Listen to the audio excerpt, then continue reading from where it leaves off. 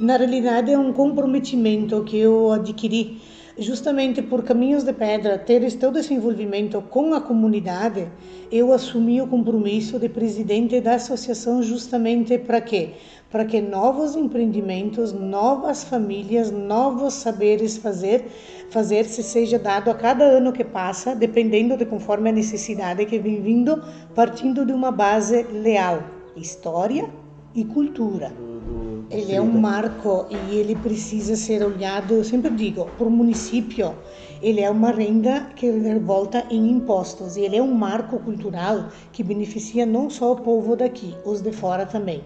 Então nós estamos com uma ideia muito forte, então estamos com vários grupos de planejamento dentro da associação para criar laços fortes com o município, para que quando a pessoa chega aqui, ela já tenha uma linha. Isso pode nesse lugar, isso não pode, isso se encaixa no que eu pretendo, isso não se encaixa. Para quê? Para não ocorrer uma mistura do ontem com o hoje, mas muito modernizado. Não que a gente tenha que viver naquela época lá, claro, mas ter um equilíbrio. Então a gente quer muito que se olhe para os Caminhos de Pedra com um olhar diferenciado, digamos, com um outro projeto que vem vindo ali, que ele não é com aquela visão cultural. Claro. Então a arquitetura, a gastronomia, que ela seja preservada, não que ela seja, como que eu digo assim, não sei como é que eu posso explicar essa palavra, destruída. Descaracterizada. Então o que a gente está pretendendo muito? Que essa parte do patrimônio que se mantenha aqui entre Caminhos de Pedra, porque a gente tem vários grupos que trabalham no lado também do município. Eu estou falando, por exemplo, do grupo do pessoal dos distritais. Certo. Que quando eles chegam até a prefeitura dentro das leis, aquela lei fala a mesma língua daqui. Para não correr impacto com a comunidade, não perder a caracterização. Então isso a gente é uma coisa muito forte que a gente está tentando fazer esse laço patrimonial que vocês estão implantando hoje, da Secretaria da Cultura, com a Secretaria do Turismo, com o IPURB, com a Secretaria de Finanças, falem todos a mesma língua. Sim, essa parte da HCM é interessante, ver tudo uma história deles, né? Teve moinhos também aqui no início, o Nardon, bem no início, teve o primeiro moinho praticamente aqui do Vale.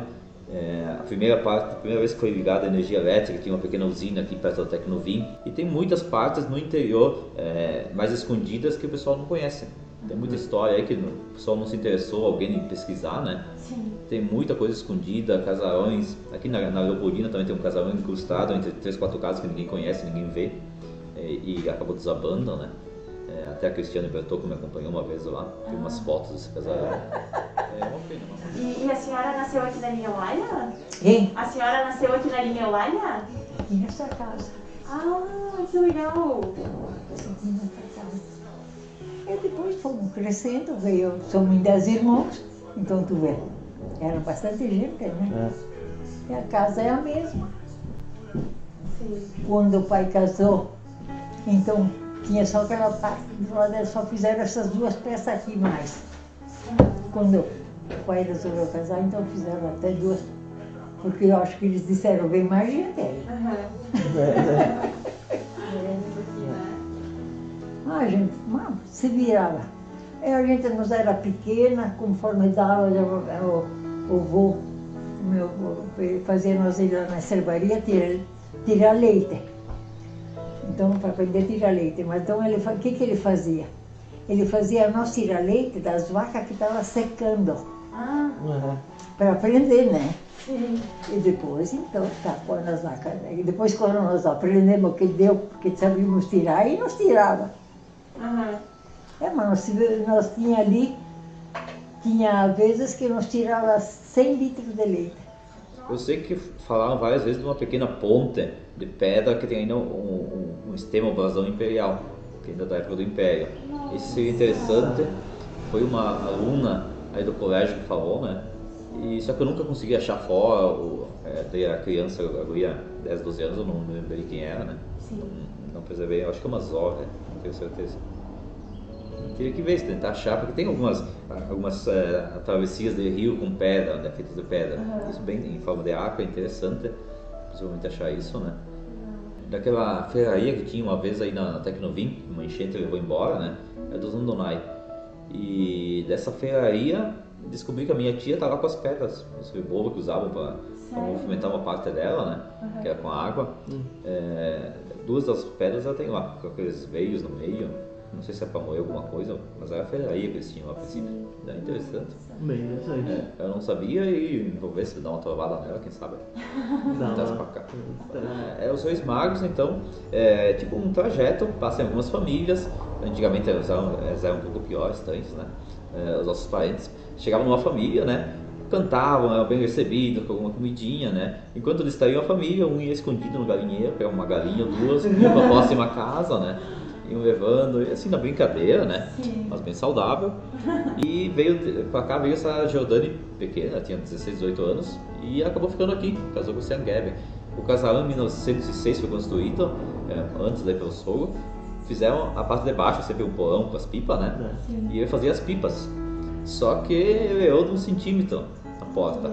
Né? Aí as portas geralmente eram marcos, né, de madeira, para não desfazer as pipas, só escavou um pouquinho as bordas assim para entrar a pipa. Tem as pipas ainda lá dentro. Isso é bem interessante. Nossa, que interessante. Ela está um pouco escondida aí de Santa Lúcia, na parte de baixo, antes de Santa Lúcia. Eu fui lá visitar umas vezes lá. A escadinha de pedra para subir também, pedras maciças, bem. É um casarão. E eu tinha do lado, tinha a cozinha separada, sabe? O carvão em cima, o carvão parece, eu acho que caiu. Mas tá judiado, mas aí dentro tem um baú com alguns documentos. Aquele baú ainda não consegui digitalizar. E uma caixa cheia de fotos, em torno de 80 fotos que ele tinha lá. Muitas fotos, porque isso daí é relacionado um pouco com o Jordani, né? Salvo-condutos, várias coisas ele tinha lá. O primeiro batalhão ferroviário, ele tinha colégio lá dentro, colégio Amaro Bittencourt. Tá? Cinemas, o melhor cinema do Rio Grande do Sul era o batalhão ferroviário, tinha cinema lá também, tinha cancha de bolão, entendeu? Tinha cancha de bolacha e o principal, tinha um time, chamado o ZAC, União Clube Serrano. O time do Serrano. Sim. União Atlético Clube Serrano, né? E esse time é o Serrano. O Serrano, o esportivo na época tinha bomba, quase não jogava com o Serrano, tinha medo de perder. O time do Serrano era um baita time, entendeu? Interessante. O Internacional jogou aqui, claro, o Internacional do Grêmio é outra história, né? É outro patamar, né? Outro patamar, mas vieram aqui jogar, entendeu? E na época vários jogadores, a dupla Grenal tentou levar. Mas naquele tempo o futebol era diferente, né? Sim. 67. Tá. 67, eu acho. Legal. E como é que eram as vilas naquela época? Era uma loucura. Tinha um movimento, né? Movimento. Era muito vivo, eu acho. Lá no Caíme, tu tinha, por exemplo, lá de cima os oficiais, lá de baixo, tu tinha o civil morando. O movimento, assim, aqui em Veríssimo também, né? Veríssimo também. Eles tinham, por exemplo, assim, tinha mercado, tinha mercado, era armazém, na época era armazém. Tá. O armazém, tinha armazém, o Came2 tinha um armazém, o Came2 tinha cinema, o Veríssimo tinha também isso aí, cinema, o armazém, Jabuticaba tinha cinema, tinha armazém, todos tinham, era uma cidade. Era uma cidade, né? Isso que eu acho interessante. Quer dizer assim, como é que é o nome mesmo? É Daisy. Daisy, a cidade não tinha o que tinha no batalhão ferroviário. Então morava um comandante, morava aqui. Comandante, na outra era tenente, na outra, assim, as maiores eram assim, pra lá era sargento, lá do fundo era sargento. Depois tinha as casinhas de madeira, que era o tempo do batalhão, né? Era os arigoques de si, era tratorista, era mecânico, daí tinha 20 e pouco casinhas de madeira. Até o armazém era ali, e ali tinha o negócio do açougue, eu acho que demoliram agora, fizeram um chiqueiro ali embaixo tem um negócio de eles faziam o rancho que eles faziam, sabe? Os soldados, comida, ali tinha um rancho lá, tinha tudo ali. Tipo um refeitório. Eles chamavam de rancho, rancho refeitório. Que legal. Agora dessa aqui não. Dessa aqui eu me lembro da torre da igreja, sim, de bater o sino, né? Sim. Que era de madeira. E quando a gente ia bater o sino, sacudia todo dele. aquela madeira ali balançava, não sei como é que não vinha para baixo tudo. E depois, então fizeram a reforma da igreja ali, aquela assim eu me lembro, à frente, né? Aí botaram o sino lá dentro, para bater. E quando é de defunto é um sino que bate. E quando é coisa, é de adulto, então criança é um e de adulto é outro. E de mulher é tantas batidas, viu? Sim. Eles batem os dois, assim, né? Depois então um para e o outro fica batendo. Homem é 12, mulher é 6 e criança é 4. Então lá, eu para andar a cavalo, eu ia, viu? Sim. Garantia. Mas sempre eu era que ia no moinho, às vezes eu chorava e dizia assim para a mãe, sempre eu no moinho. A mãe dizia assim, que nos bonidamente vai para o moinho. Não, querida. Sim, mas escuta, andar a cavalo, o que tu quer? Coisa, né? Melhor não tinha, né? Ela dizia assim, que nos bonidamente vai morir. Agora vai. Eu fazia as hóstias para a igreja de Montevideo. Que legal. E depois, então, minhas colegas, porque nós éramos umas quantas internas, então o que elas ficavam com raiva de mim? Porque eu fazia as hóstias, os retalhos eu comia tudo. E ela dizia, só a Luz que pode comer, eu não. Olha só. Você você não sabe fazer, ela faz, pronto. E era uma chapa, viu? Que tinha então todo o tamanhinho assim das hóstias, né? E a grande. Então o que fazia? E tinha um pincel e fazia uma água com farinha de milho, de milho, de trigo. Então tu passava assim e ficava, olha, está aqui o molde da coisa. A hóstia era assim, então depois, e ela, quando ficava pronta, era só que ela trocasse de cor, né, que não ficasse água, aí eu tirava e depois ficava os retalhos, tudo em redor. E eu tirava e depois era eu que comia. E ela dizia, sempre tu, por que nós não? É uma coisa assim que é uma coisa que foi construída, né? A gente ocupa. É assim. Daí é uma coisa antiga, então a gente tem que preservar. Eu acho tão lindo. Sempre achei lindos assim, sabe? Ai, então daí eu disse assim, uns pegaram e modificaram, eu disse, não, a minha eu vou deixar assim. Eu disse, porque era do batalhão, meu pai trabalhou, inclusive meu pai vinha aqui trocar portas, fazer, porque ele era... Olha, você mesmo, do falecido Aldo. Eles vinham aqui, faziam as casas, isso é uma coisa que era do batalhão, sabe assim, a gente viu de pequena. Sim, tem ligação com a tua história, né? Com a minha história. Então eu digo, a gente tem ainda vivo, graças a Deus, essas pessoas.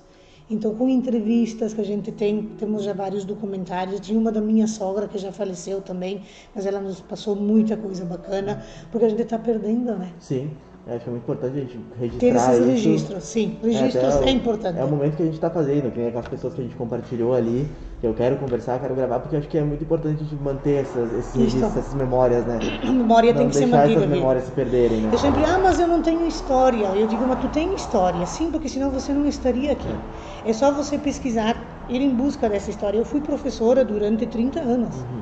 E eu percebia muito bem que aquela criança, que ela tinha um pouquinho de referência, era muito mais fácil de trabalhar. Então eu digo assim, se cada um tivesse um tantinho assim de diferença, de referência, nós teríamos muito mais. Certo. E o Brasil tem que investir em cultura e educação. Certo. Você era professora onde? Dos pequenininhos, aqui mesmo no município de Bento Gonçalves. Trabalhei vários anos em Pinto Bandeira, município, e depois o restante dos anos finais lá na escola Ernesto Dornelles, na entrada da UX. Lá na UX. Não, bem interessante. Tem mais alguma coisa que tu gostaria de falar aqui sobre os trajetos, sobre os roteiros, até sobre essas comunidades que a gente comentou, sobre Santo Antônio lá em cima? O que tu teria que... Eu tenho que, não sei, que eu digo assim, preservar vale a pena. Passar para frente esse patrimônio vale a pena, porque o nosso jovem precisa. Ai, a tecnologia está aí, que bom que ela veio. Eu sei quanto eu sofri para poder estudar, que bom que ela veio. Entretanto, eu percebi também que ela está queimando uma parte da história. Tem que manter esse equilíbrio. Então, mantendo o equilíbrio, trabalhando as comunidades, eu digo que elas vão se sentir bem e valorizadas.